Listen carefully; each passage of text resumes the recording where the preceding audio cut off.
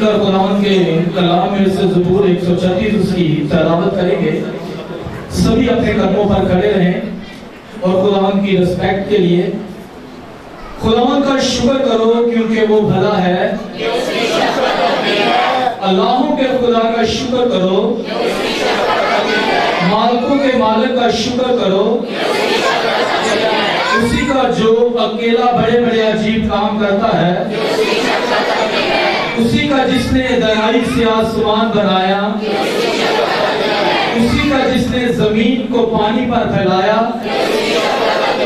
اسی کا جس نے بڑے بڑے نیر بنائے, دن کو حکومت کرنے کے لیے آفتاب, رات کو حکومت کرنے کے لیے مہتاب اور ستارے, اسی کا جس نے مصر کے پلوٹوں کو مارا, اسرائیل کو ان میں سے نکال لایا, کبھی ہاتھ اور بلند بازو سے, اسی کا جس نے بحر کلزم کو دو حصے کر دیا اور اسرائیل کو اس میں سے پار کیا, لیکن فرعون اور اس کے لشکر کو بحر کلزم میں ڈال دیا, اسی کا جو بیابان میں اپنے لوگوں کا رہنما ہوا, اسی کا جس نے بڑے بڑے بادشاہوں کو مارا اور نامور بادشاہوں کو قتل کیا, اموریوں کے بادشاہ سیہون کو اور بسن کے بادشاہ اوت کو اور ان کی زمین میراث کر دی, یعنی اپنے بندہ اسرائیل کی میراث, جس نے ہماری پستی میں ہم کو یاد کیا اور ہمارے مخالفوں سے ہم کو چھڑایا, جو سب بشر کو روزی دیتا ہے. آسمان کے خدا کا شکر کرو. آمین. تشریف رکھیے, خداوند آپ کو برکت دے. یہ جو میسج ہم نے پڑھا ہے یہ کلام کا شروع ہے. خداوند ہمارا خدا, ہمارے خدا کے بارے میں اس آیت کی زبور کی پہلی آیت سے لے کر آخری آیت تک خدا کی قدرت کے ان کاموں کا ذکر کیا گیا ہے جو اس زمین پہ ہم دیکھتے ہیں. ہاللیلویا. میسج میرا یہ نہیں ہے سو یہاں بیٹھے ہوئے خداوند کے پاکروں نے مجھے یہ بڑی خوبصورت تحریک دی کہ میں اس پہ تھوڑا سا بات کروں. جلد تھوڑے وقت میں بڑی خوبصورت نصیحتیں آج خداوند کے کلام میں سے سیکھیں گے جو ہم سب کی زندگی میں ہونا بہت ضروری ہے. ہمارا خدا کلام میں لکھا ہے کہ آسمان اور زمین اس کے کہنے سے بنے. آسمان اور زمین اس کے کہنے سے مار پہ وجود میں آئے. خدا یہوہ,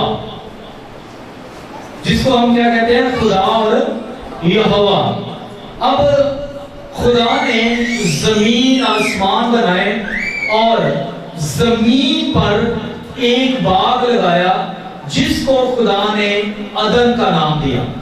اور باغ عدن میں خدا نے ہر قسم کا پھل پودا, ہر وہ جڑی بوٹی جو انسان کی ضرورت کے لیے تھی اسے اگایا. اور کلام میں لکھا ہے کہ اسی عدن میں سے خدا نے مٹی لی اور اس مٹی سے انسان کو سینچا. اور جب انسان کو سینچا تو وہ ایک پتلا تھا مٹی کا, لیکن اس کے بعد خدا نے اپنی سانسیں انسان کی اس مٹی کے پتلے میں پھونکی تو کلام میں لکھا ہے کہ انسان کیا ہوا, جیتی جان ہوا, وہ زندہ ہو گیا, وہ چلنے پھرنے لگا. اور خدا نے انسان کے لیے ایک تحریک مقرر کر دی, انسان کو ایک تعلیم دی, اسے کچھ بتایا گیا اور کہا کہ تو باغ کے ہر درخت کا, جو اس باغ میں نے لگایا اس کے ہر درخت کا پھل بے روک ٹوک کھا سکتا ہے. یعنی کہ میری اجازت ہے, تجھے میری اجازت کے بغیر تو اس درخت میں جو پھل لگے ہوئے ہیں ان کو کھا سکتا ہے سوائے ایک کے. اس نے کہا اس کے درمیان میں ایک نیک و بد کا درخت ہے, اس کا پھل نہ کھانا. جس دن تو نے اس پھل کو کھایا تو روحانی موت مرا. موت دو قسم کی ہے، ایک روحانی ہے اور ایک جسمانی ہے، یاد رکھیے گا۔ کچھ انسان ہیں جو وہ دونوں موت ہی مرتے ہیں، جب وہ دونوں موت مر جاتے ہیں تو ایک زندگی کا وعدہ جو خدا نے ہمارے ساتھ کیا ہے وہ ہم کھو دیتے ہیں۔ اس کی بات ہم بعد میں کریں گے، پہلے جو میں بات آپ کو بتا رہا تھا، آدم کو خدا نے بنا کر اسے ایک حکم دے دیا کہ تو نیک و بد کا جو درخت ہے اس کا پھل نہیں کھانا، باقی سب درختوں کا پھل تم نے کیا کرنا ہے؟ کھا لینا ہے میری اجازت کے بغیر۔ اور انسان کو خدا نے اتنا بڑا عہدہ اور اتنا بڑا اختیار سونپ دیا کہ اسے کہا کہ جو جانور، چرند پرند جانور، رینگنے والے، پانی میں اگنے والے، جو کچھ بھی میں نے بنایا ان کے نام تو رکھ۔ یہ انسان ہم سب کی یہ ویلیو تھی خدا کی نظر میں۔ اور وقت آیا، آدم نے اس وعدے کو، اس کراسی کو جو خدا نے ایک لائن لگا دی تھی اس کو کراس کیا، اور ابلیس کی وہ دشمن جس نے آسمان پر بغاوت کی اور زمین پر پھینک دیا گیا، اور اس نے یہ عہد کر لیا کہ جو انسان بنایا گیا ہے اس کو میں خدا کے خلاف لے کر چلوں۔ اور اس نے کیا کیا؟ خدا کے خلاف انسان کو کرنے کے لیے عدن میں گھس گیا اور اس سے وہ خطا کروائی جس کے لیے خدا نے اسے منع کیا تھا، اور کہتا ہے کہ تو یہ درخت کا پھل کھا۔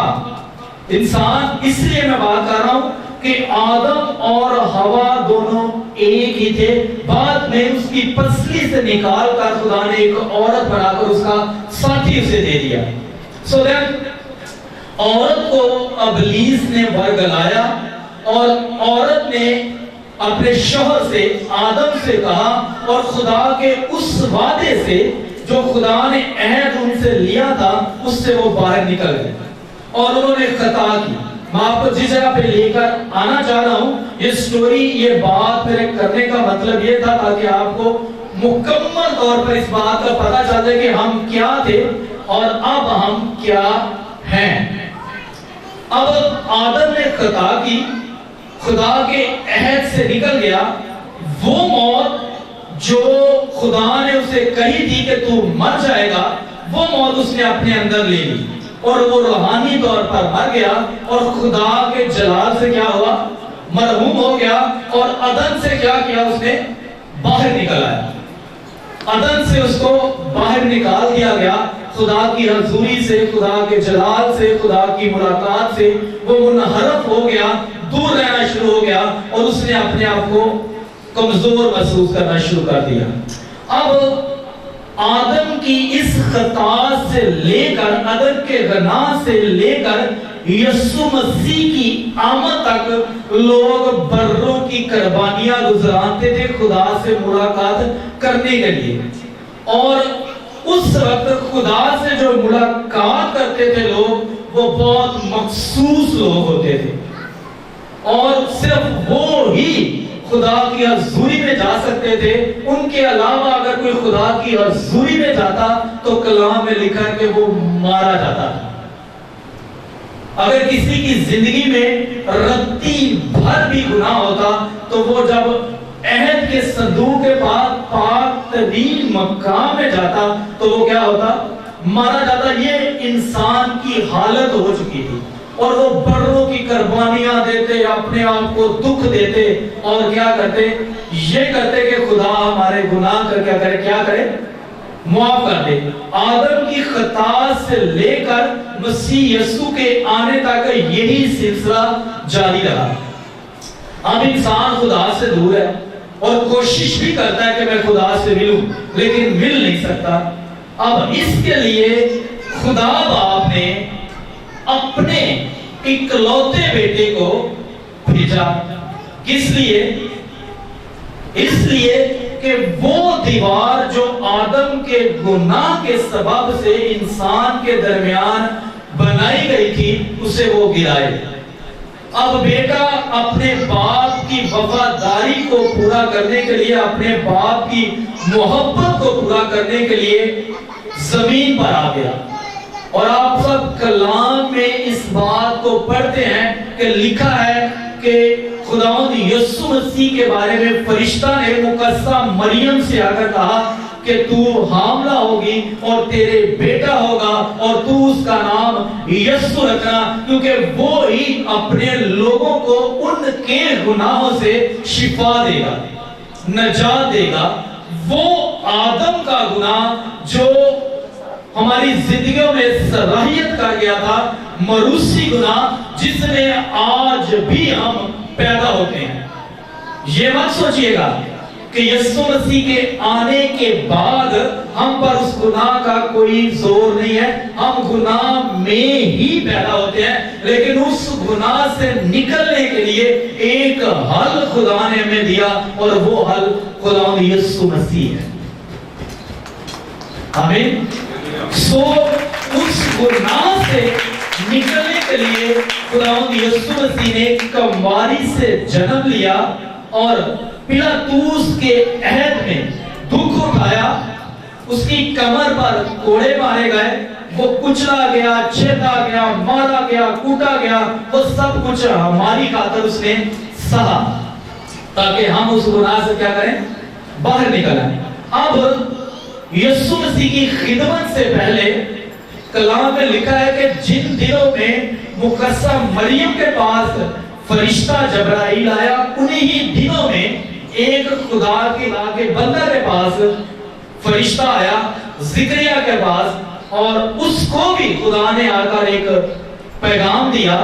وہ بوڑھا تھا، بڑھاپے میں تھا، اور اس کی بیوی الشبہ بھی دونوں بڑھاپے میں تھی، لیکن خدا نے انہیں کیا حکم دیا کہ بڑھاپے میں تمہارے ایک بیٹا ہوگا اور تم اس کا نام یوحنا رکھنا. اب یوحنا یسوع مسیح کی خدمت سے پہلے آیا اور اس نے منادی کرنا شروع کی. اب ہم کیسے گناہ سے، اس موروثی گناہ سے باہر نکل سکتے ہیں جو خداوند یسوع مسیح نے حل کیا ہے؟ اس میں ہم کس طرح آگے پروان چڑھ سکتے ہیں؟ جیسا کہ خداوند کے خادم نے دعا کی کہ آج چند لوگ جنہوں نے اپنے آپ کو تیار کیا ہے وہ کیا کریں گے؟ بپتسمہ لیں گے، اور اس راست بازی کو جس کو پورا کرنے کے لیے مسیح یسوع نے یوحنا سے بپتسمہ لیا. نہیں تو یوحنا قطر نہیں چاہتا تھا کہ مسیح یسوع سے بپتسمہ لے، لیکن یسوع مسیح نے یوحنا سے کہا کہ ہمیں اسی طرح مل کر خدا کی راست بازی کو کیا کرنا ہے؟ پورا کرنا ہے. سو آج ہم جو لوگ بپتسمہ کے لیے تیار ہیں وہ خدا کی اس راست بازی کو پورا کر رہے ہیں جو پرانے عہد نامے میں کاہن بھی کیا کرتے تھے. جب وہ کوئی قربانی چڑھاتے یا پاک ترین مقام میں جاتے کاہن تو وہ غسل کرتے تھے، اپنے آپ کو غسل دیتے اور پھر خدا کے سامنے جاتے تھے. اسی طرح اب ہمیں نجات پانے کے لیے، اب ہمیں نئے سرے سے پیدا ہونے کے لیے یوحنا کی اس منادی پر کلام لکھا کہ اس وقت کے جو لوگ تھے انہوں نے توبہ کی. سب سے پہلی بات کیا کی؟ توبہ کی ان گناہوں سے جس میں وہ مبتلا تھے. اور اس کے بعد یوحنا کے پاس آئے اور انہوں نے پانی کا بپتسمہ لیا. جب انہوں نے پانی کا بپتسمہ لیا تو وہ اپنے ان پرانے گناہوں سے کیا ہوئے؟ چھوٹ گئے.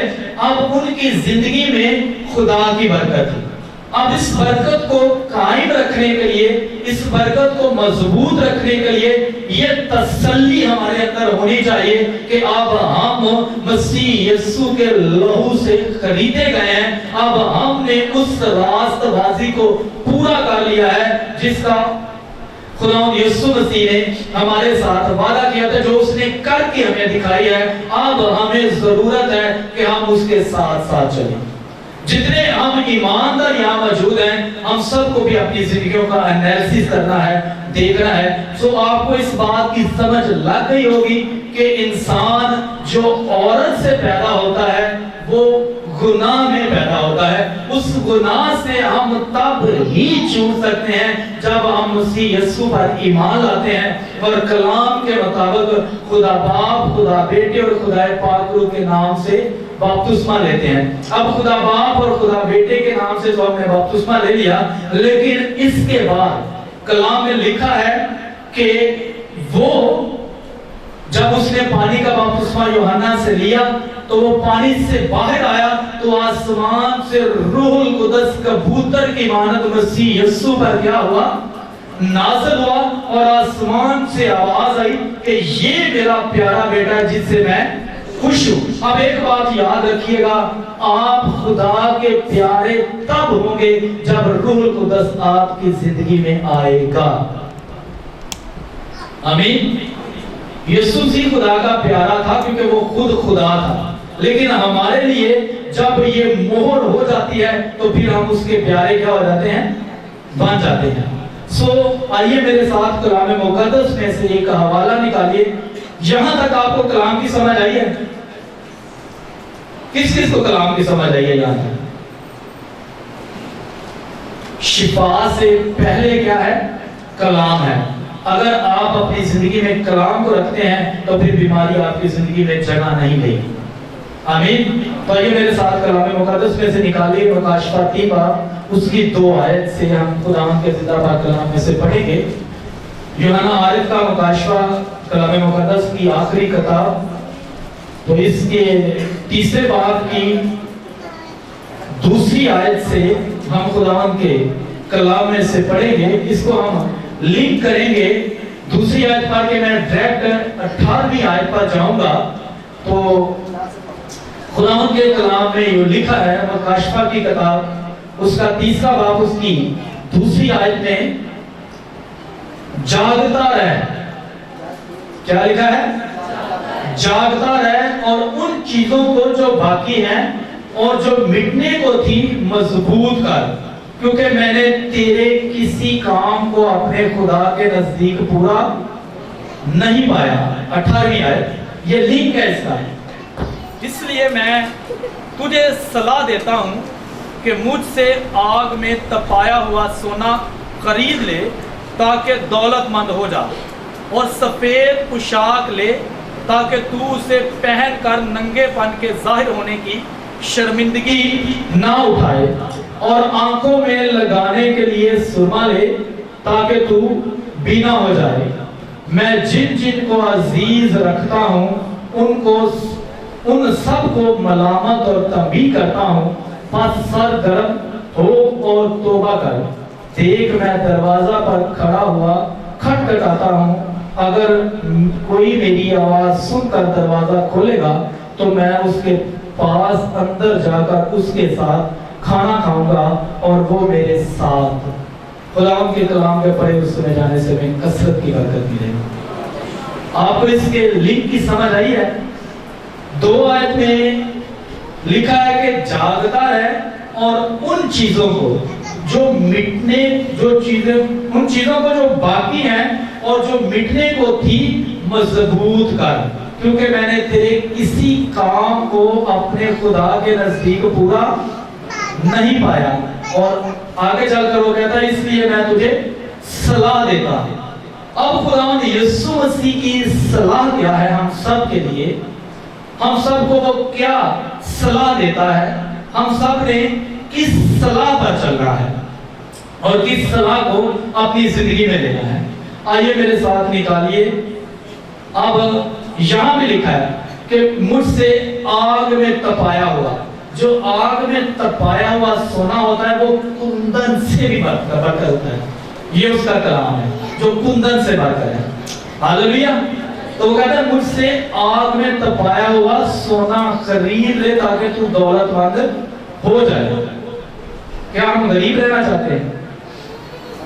نہیں، دولت مند ہونا چاہتے ہیں ہم سب، لیکن اس کے لیے ہمیں کچھ کرنا پڑے گا. یہ دولت ہے نا جو وہ یہ نہیں ہے کہ آپ دنیا میں رہتے ہوئے آپ کے پاس بہت سی گاڑیاں ہو. یہ بھی خدا دیتا ہے. میں یہ نہیں کہتا کہ یہ خدا نہیں دیتا، یہ بھی خدا دیتا ہے. لیکن یہاں جو دولت ہے نا وہ یہ ہے کہ وہ کہہ رہا ہے کہ اپنے ننگے پن کو ڈھانکنے کے لیے تیرے پاس کچھ ہو. تو ننگے پن کو ڈھانکنے کے لیے آپ کے پاس جو چیزیں ہونی چاہیے وہ ہم سب ابھی سیکھیں گے. آمین. تو آئیے میرے ساتھ نکالیے غلطیوں کی کلیسیا کا نام پولس رسول کا خط اس کا 5واں باب اور اس کی 7 سے 10 آیت ہم خداوند کے زندہ پاک کلام میں سے پڑھیں گے اپنی تسلی کے لیے، اور خداوند کے نام کو جلال دیں گے، وہ جو مبارک خدا ہے۔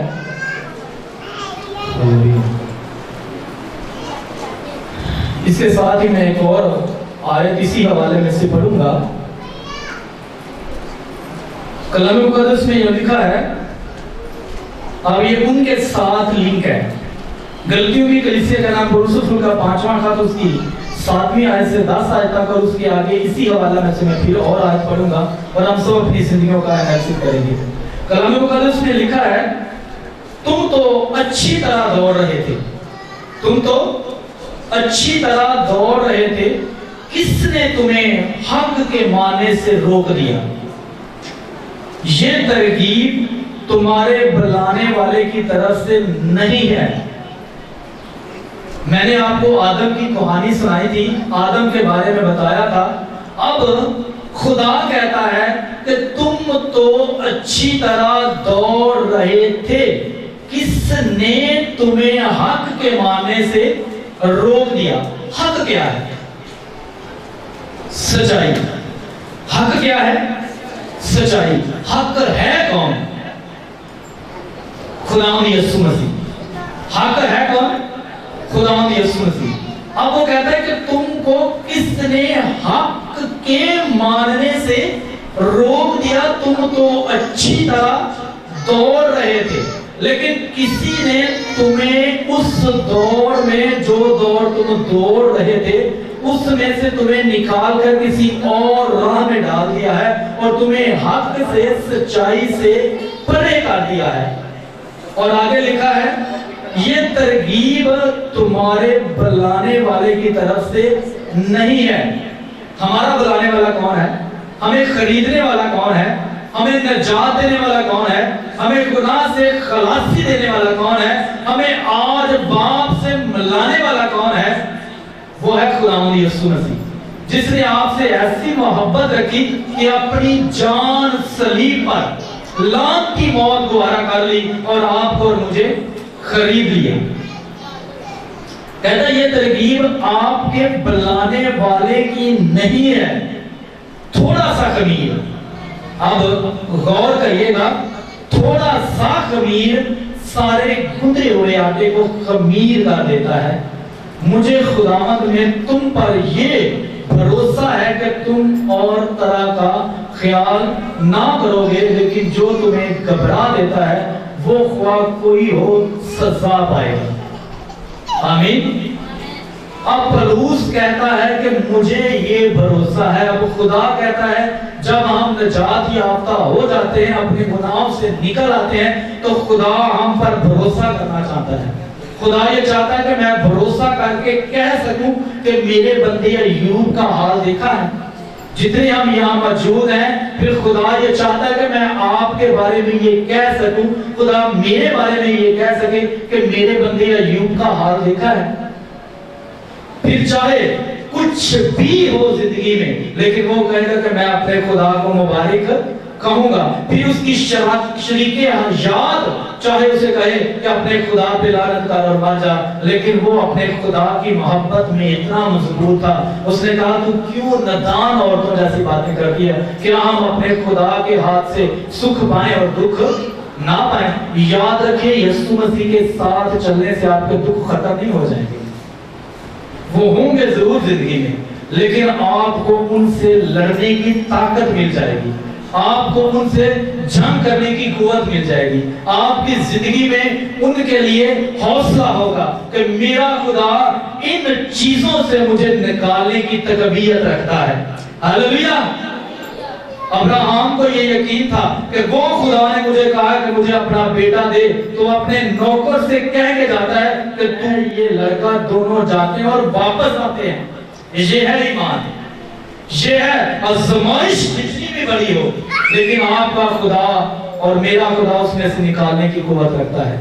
صدرک مصر کا بدرنجو کو دیکھیں، دانییل کو شیروں کی مار میں دیکھیں، صدرک پلوس اور سلاس کو بیڑیوں میں دیکھیں، پطرس کو دیکھیں۔ بہت سے ایسے واقعہ آپ کو بائبل مقدس میں ملیں گے جو آپ کو تقویت دے سکتے ہیں کہ چاہے جو کچھ بھی ہو، میرا خدا مجھے بچانے کی قوت رکھتا ہے۔ گو آپ ان باتوں کا خیال رکھیں کہ اگر میری زندگی میں گناہ ہے تو پھر خدا میری نہیں سنے گا۔ اس گناہ سے نکلنے کے لیے خدا نے آپ کو حل دیا ہے اور وہ یسوع مسیح ہے۔ آمین۔ وہ کہتا ہے جو آپ کو ستاتا ہے وہ سزا ضرور پائے گا، اگر آپ اس راہ سے نہ ہٹیں گے تو پھر وہ کیا کرے گا؟ سزا پائے گا۔ اب کلام میں لکھا ہے کہ کن باتوں کو ہم نے اپنی زندگی سے نکالنا ہے اور روح القدس کو اپنی زندگی میں جگہ دینی ہے۔ 19 آیت اگر ہم دیکھیں تو لکھا ہوا ہے اب جسم کے کام تو ظاہر ہیں۔ جسم نے خطا کی تھی، آدم کی ہوا کی آنکھوں نے دیکھا تھا، آنکھوں نے دیکھا، وہ کہتی ہے میری آنکھوں کو دیکھنے میں یہ پھل بہت خوبصورت لگتا ہے، اب میں اسے کھاؤں گی تو پتہ نہیں کیا ٹیسٹ ہوگا، لیکن جب آنکھوں نے دیکھا خواہش کی، خواہش نے جنم دیا اور گناہ کو جان دیا، خواہش حاملہ ہوئی اور گناہ جنا گیا، اور جب گناہ جنا گیا تو خدا کی حضوری سے باہر نکل گئے۔ آنکھوں میں جو چیز آپ کو خوبصورت اور اچھی لگتی ہے وہ آپ کو گناہ میں لے کر جائے گی۔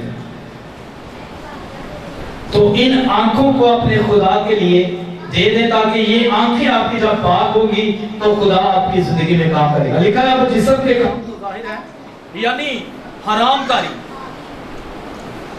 ناپاکی، شہوت پرستی، بت پرستی، جادوگری، عداوتیں، جھگڑا، حسد، غصہ، تفرقے، جدائیاں، بدعتیں، بغض، نشہ بازی، ناچ رنگ اور ان کی مانند، ان کی بابت تمہیں پہلے سے کہہ دیتا ہوں جیسا کہ پیشتر جتا چکا ہوں کہ ایسے کام کرنے والے خدا کی بادشاہی کے وارث نہ ہوں گے، ایسے کام کرنے والے خدا کی بادشاہی کے وارث نہ ہوں گے۔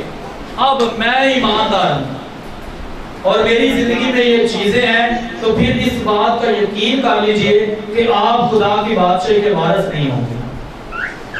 ایماندار ہوتے ہوئے آپ کو روح القدس کو رنجیدہ نہیں کرنا ہے۔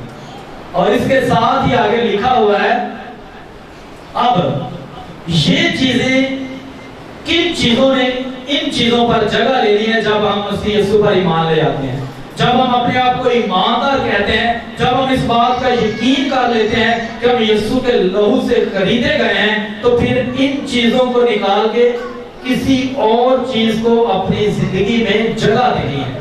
اور وہ جگہ کن چیزوں نے لینی ہے؟ جب وہ چیزیں ہماری زندگی میں جگہ لے لے گی تو پھر ہم خدا کی مانند، یسوع مسیح کی مانند ہو جائیں گے۔ آمین۔ تو ان چیزوں کو اپنی زندگی میں جگہ دینے کے لیے آپ کو بہت کٹھنائیوں میں سے گزرنا پڑے گا، آپ کو بہت کچھ سہنا پڑے گا، آپ کو بہت کچھ برداشت کرنا پڑے گا، آپ کو بہت کچھ دیکھ کر اندیکھا کرنا پڑے گا، کیونکہ آپ نے ان چیزوں کو اپنی زندگی میں جگہ دینی ہے۔ سب سے پہلی بات، آگے نہیں میں جاؤں گا، جو سب سے پہلی بات ہے اسے ہم دیکھیں گے۔ لکھا ہے مگر 22ویں آیت میں، اسی باب کی 22ویں آیت میں لکھا ہے مگر روح کا پھل محبت۔ اب روح القدس یہ تثلیث کا تیسرا اقنوم ہے، خود خدا ہے، خدا باپ، خدا بیٹا اور خدا پاک روح۔ اب میں روح القدس کے بارے میں 2 منٹ کے لیے بولوں گا، اس کے بعد ہم کلام کو وائنڈ اپ کریں گے آیتوں کے ساتھ۔ روح القدس جس کے بارے میں ہمیں بہت کم سکھایا بھی جاتا ہے، اور ہم روح القدس کون ہے؟ سب سے پہلی بات، روح القدس خدائے ثالوث کا تیسرا قانون ہے۔ خدائے ثالوث کا تیسرا قانون ہے، خدا باپ، خدا بیٹا، خدا پاک روح۔ پاک روح اتنی ہی حیثیت رکھتا ہے جتنی خدا باپ اور خدا بیٹا رکھتے ہیں۔ روح القدس اتنا ہی اہم ہے، اتنا ہی پاک ہے، اتنا ہی زوراور ہے، اتنا ہی بالاتر ہے جتنا خدا باپ اور خدا پاک روح ہے۔ اور اب روح کا پھل کیا ہے؟ محبت ہے۔ اور جب روح کا پھل ہماری زندگی میں جنم لیتا ہے، ہم نے بہت دفعہ محبت پہ سیکھا ہوگا، بہت کچھ کچھ محبت پہ سیکھا ہوگا، لیکن یاد رکھیں اگر آپ کسی کو جج کرنا چاہتے ہیں کہ اس کی زندگی میں پاک روح ہے یا کام کر رہا ہے، تو پھر آپ یہ دیکھیں کہ اس میں محبت ہے۔ اگر محبت ہے تو محبت کون ہے؟ خدا ہے۔ محبت کون ہے؟ خداوند یسوع مسیح ہے۔ اور روح کا پھل کون ہے؟ محبت ہے۔ اب اس کی آگے نعمتیں ہیں جن کو ہم نے اپنی زندگی میں جگہ دینی ہے، جس سے پتا چلے گا کہ روح کا پھل اس شخص کی زندگی میں ہے، اس بہن کی، اس بھائی کی زندگی میں ہے، اس لیے اس کی زندگی میں یہ نعمتیں ہیں، یہ اس کی برکتیں ہیں۔ تو کیا لکھا ہے؟ روح کا پھل محبت۔ خوشی کیا ہے اس کی؟ آگے ایک جل کہہ لے، ایک نعمت کہہ لے، جو اس پھل میں سے بیج نکلتے ہیں وہ کہہ لے خوشی۔ جو شخص باہر سے خوش نہیں، اندر سے خوش نہیں، وہ باہر سے بھی خوش نہیں رہ سکتا۔ جس کے اندر خوشی نہیں وہ باہر سے بھی خوش نہیں رہ سکتا۔ اندر خوشی صرف ایک ہی ہستی لا سکتی ہے اور اس کا نام خداوند یسوع مسیح ہے۔ آمین۔ اطمینان، تحمل، مہربانی، نیکی، ایمانداری، حلم، پرہیزگاری ہے۔ ایسے کاموں کی کوئی شریعت مخالف نہیں۔ جو لوگ، جو دنیا، جو کلام آپ کو ان باتوں سے کنارہ کرنے کے لیے کہے تو سمجھ لیجئے گا کہ یہ خدا کا کلام نہیں، کیونکہ کلام میں لکھا ہے کہ ایسی باتوں کی کوئی بھی چیز شریعت خلاف نہیں ہے، مخالف نہیں ہے۔ سو ان چیزوں کا ہماری زندگی میں ہونا بہت ضروری ہے۔ تو محبت کے بارے میں کرنتھس کی کلیسیا کا نام رسول کا پہلا خط اس کے 13ویں باب میں بہت خوبصورتی کے ساتھ لکھا ہوا ہے۔ یہ لاسٹ والا، اس کے بعد ہم کلام کو وائنڈ اپ کریں گے۔ بڑا خوبصورتی کے ساتھ لکھا ہوا ہے۔ اگر ہم اس کو پڑھیں تو ہمیں پتا چلتا ہے کہ محبت کیا ہے۔ تو اس کو ہم نے اپنی زندگی میں جگہ دینی ہے۔ گو ہم ایماندار ہیں لیکن ہماری زندگی میں یہ چیزیں نہیں، تو پھر یاد رکھیے ہم محبت میں زندگی نہیں بسر کر رہے، پھر روح القدس ہماری زندگی سے خوش نہیں ہے، وہ رنجیدہ ہے۔ تو میں نے کہا کہ ان چیزوں کو اپنی زندگی میں جگہ دینے کے لیے آپ کو بہت کچھ سہنا پڑے گا۔ تو پھر آپ سہنا شروع کیجئے، خداوند آپ کو غالب آنے کی قوت دینا شروع کر دے گا۔ آمین۔ اور کلام میں لکھا ہے مکاشفہ کی کتاب میں، جو غالب آئے گا میں اسے آسمان پر اپنے باپ کے ساتھ تخت دوں گا کہ وہ میرے ساتھ رہے، جو غالب آئے گا۔ آمین۔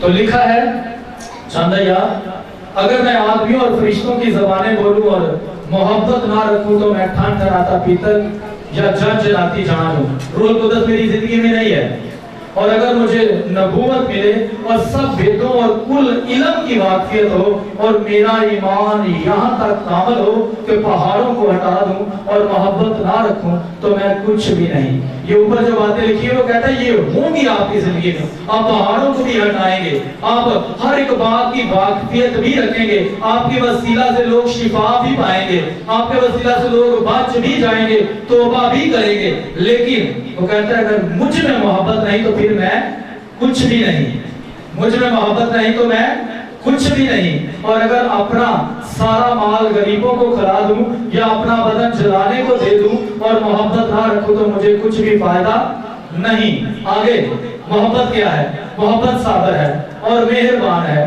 محبت حسد نہیں کرتی، محبت شیخی نہیں مارتی اور پھولتی نہیں، نازیبا کام نہیں کرتی، اپنی بہتری نہیں چاہتی، جھنجھلاتی نہیں، بدگمانی نہیں کرتی، بدکاری سے خوش نہیں ہوتی بلکہ راستی سے خوش ہوتی ہے، سب کچھ سہ لیتی ہے، سب کچھ یقین کرتی ہے، سب باتوں کی امید رکھتی ہے، سب باتوں کی برداشت کرتی ہے، محبت کو زوال نہیں، نبوتیں ہو تو موقوف ہو جائیں گی، زبانیں ہو تو جاتی رہیں گی، علم ہو تو مٹ جائے گا، کیونکہ ہمارا علم ناقص ہے اور ہماری نبوتیں نا تمام، لیکن جب کامل آئے گا تو ناقص جاتا رہے گا۔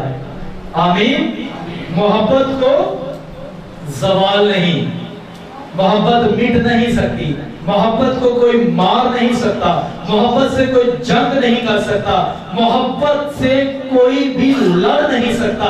अगर आपकी जिंदगी में किसी के लिए मोहब्बत है तो वो चाहे आपके साथ कितना भी बुरा करे लेकिन आप उसके साथ मोहब्बत ही रखेंगे। ये खूबी आपके और मेरे खुदा यीशु मसीह में थी। वो चाहता है कि हमारी जिंदगी में इस तरह की मोहब्बत हो। हालेलुया। तो आइए हम अपनी आंखों को बंद करें और अगर आप कोई किसी के लिए आपके अंदर दर्द है, मोहब्बत है, तो फिर अपनी जिंदगी को मसीह यीशु जैसा कर ले।